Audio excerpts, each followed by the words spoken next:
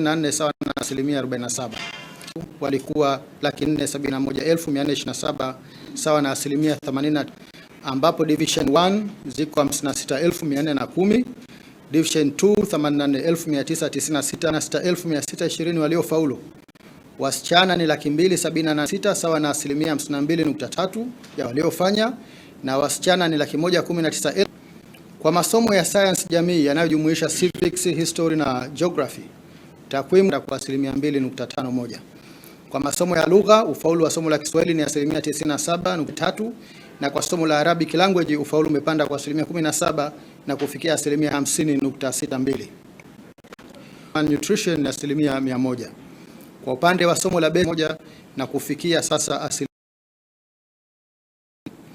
Kwa masomo ya biashara ufaulu wa commerce umepanda kwa asilimia 5.89 na kufikia asilimia 95. Physical education asilimia 96.29 na fine art ni asilimia 84.68. Ufaulu kwa masomo haya umeendelea kuwa mzuri kwa ufaulu wake.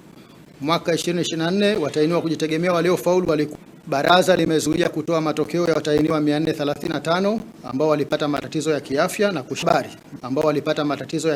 na kushbari. Baraza la mitihani limefuta matokeo ya wanafunzi 77, 30 wa shule na 47 watahiniwa Mwandishi wa habari wakati wa maswali au anahitaji kupata ufafanuzi. Tafadhali taja jina lako kamili, chombo cha habari. Okay.